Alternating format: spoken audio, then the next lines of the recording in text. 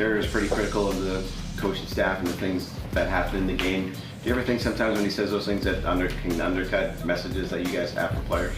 Again, we just got to focus on coaching as well as we can and playing as well as we can. And there certainly was some things in the game that we have to get better at, and we're going to work on that as a staff and as a football team. But again, our eyes are forward on Buffalo.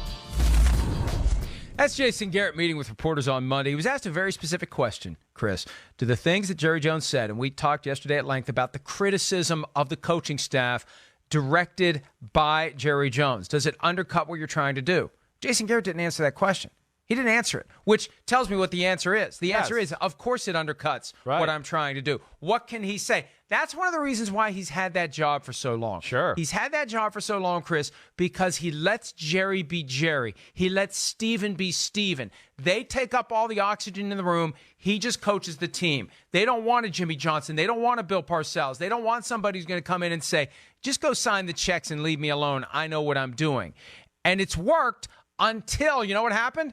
The Joneses built a team that actually is really, really good, and now the coach is the weak link, and they're beside themselves because the coach isn't able to get the most out of this talent that they've accumulated that is Super Bowl worthy. Yeah, 100%, and therefore that goes back to the Jones family on that one a little bit. I mean, but you're right.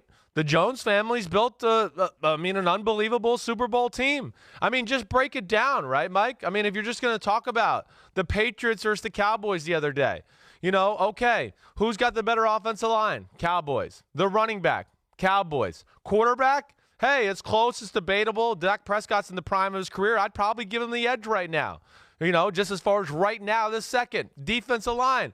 Cowboys. Linebackers, okay, close. Maybe the edge to the Patriots, maybe. It's very close, too. I mean, we know that's a special linebacking core with the Dallas Cowboys. Secondary, Patriots again, but it's close. I mean, the secondary in Dallas is real.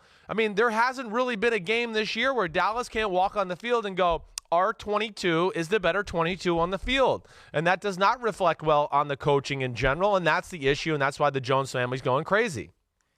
Jerry Jones will appear on 105.3 The Fan in Dallas later this morning. If he hasn't calmed down from Sunday, that could be very significant to Jason Garrett's immediate future. Here's Stephen Jones, who was on 105.3 The Fan in Dallas on Monday, talking about what the mandate and the expectation is the rest of the way. And certainly, Jerry said it, I've said it. We want to take the next step this year, and we certainly can still do that. We're still first place in our division. We've got to go, get on a run right now and make the plays that we need to make to win the games that we need to win our division, and then we've got to go have success in the playoffs. Okay, let me interpret what Stephen Jones just said. First of all, they got to make the playoffs or Garrett is gone. Yeah. Second of all, they got to have success in the playoffs or Garrett is gone. Agreed. And third of all, Chris, when he says we got to go on a run right now, I'm telling you, if the Bills beat the Cowboys on Thursday, national audience, America's team on America's holiday, losing to the team they beat back-to-back years in the Super Bowl to start that run of glory back in the early 90s. If they lose that game and they get embarrassed, they get outcoached in the process, I think Jason Garrett, Black Friday for him isn't going to mean go buy a bunch of stuff.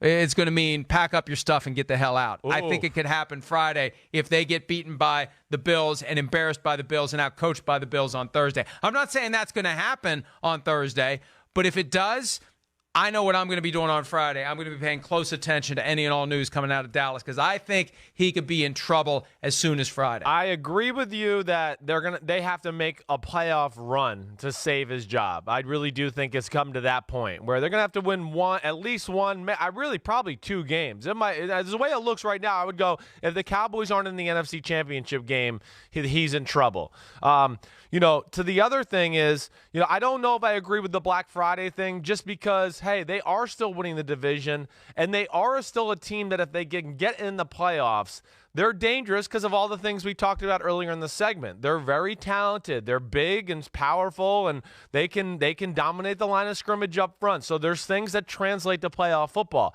The last thing is we spent so much time the last 3 and 4 weeks talking about the Cowboys and the Eagles, the down the stretch, schedule and things like that.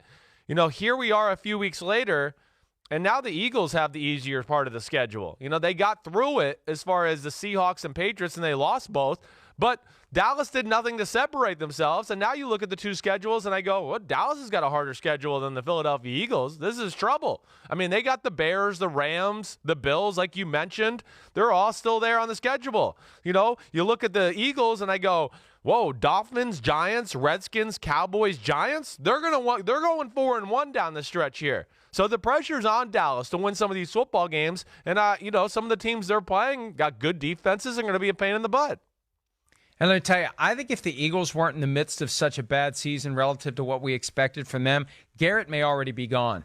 Because the fact that the Eagles have been so bad relative to what we expected, the Cowboys are still in pretty good position, but it may not be great position.